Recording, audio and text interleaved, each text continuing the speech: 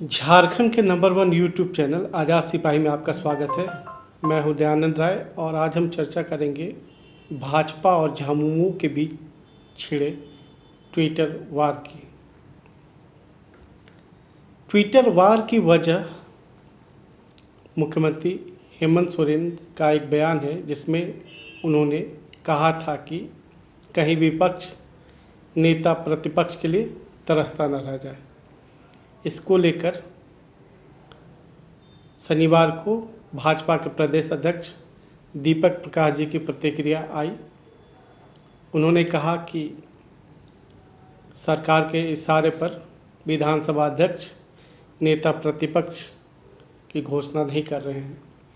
इसे लेकर झामुमो के अपने तर्क हैं और भाजपा का अपना स्टैंड है। झामुमो को कहना है कि भाजपा को ऐसी बयानबाजी करने से पहले अपने गिरेबान में झांकना चाहिए। झामुमो के ट्विटर हैंडल पर कहा गया है कि बाबूलाल मरांडी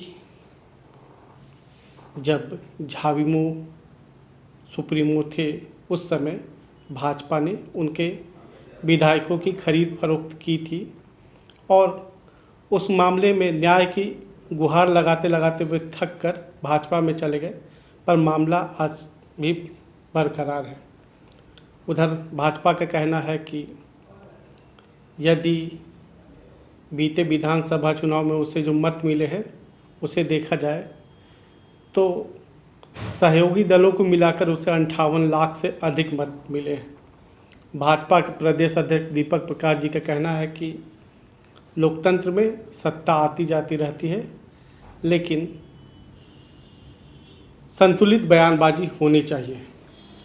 अब इस पूरे प्रकरण के निहितार्थ में जाएं तो यह साफ है कि भाजपा और झामुमो के बीच बयानबाजी का दौर जारी है। यह बयानबाजी इसलिए भी हो रही है क्योंकि दोनों पक्ष एक दूसरे पर आरोप और प्रत्यारोप लगा रहे हैं। इन आरोपों और प्रत्यारोपों के कारण ऐसे गड़े मुद्दे जो सोए हुए थे वो उखड़ कर सामने हो गए हैं। असल में जेएमएम की जो बयानबाजी है, ट्विटर वार है, उससे झाविमो के विधायकों की खरीद फरोख्त का भी मामला सामने आ गया है और इससे कहीं ना कहीं जनता को यह भी लग रहा है कि दोनों दल एक दूसरे पर वार करने का कोई मौका नहीं चूक रहे हैं। दरअसल राजनीति में जुबानी जंग की अपनी सीमाएं हैं और दल कोई भी हो उसको इन सीमाओं का ध्यान रखना चाहिए।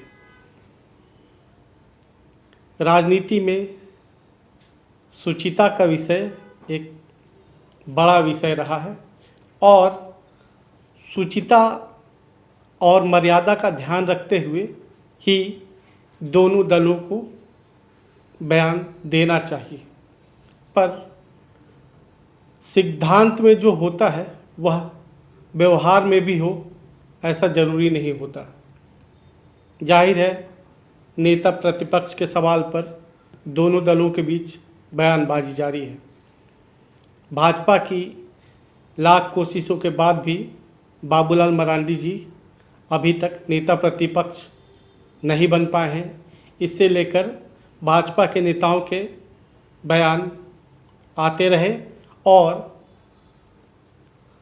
भाजपा की ओर से लगातार प्रयास भी किया गया। अब मुख्यमंत्री के बयान से क्या भाजपा मानने लगी है कि कहीं ना कहीं उनके इशारे पर नेता प्रतिपक्ष का चयन नहीं हो रहा है। हालांकि सच्चाई क्या है यह तो भविष्य के गर्भ में है। झारखंड में नेता प्रतिपक्ष का सवाल लंबे समय से गरमाया हुआ है। इस सवाल का जवाब जितनी जल्दी मिल जाए यह उतना अधिक राज्य हित में होगा। लेकिन राजनीति में राज्य हित से परे यदि राजनीति महत्वपूर्ण हो जाए तब कहीं ना कहीं मुश्किलें बढ़ने लगती हैं। दोनों दलों के बीच ट्विटर वार का नतीजा क्या होगा यह तो समय आने पर पता चलेगा, लेकिन इतना तो तय है कि खुद को सही साबित करने के लिए दोनों दल पूरी कोशिश कर रहे हैं। आज़ाद सिपाही देखने के लिए आपका धन्यवाद।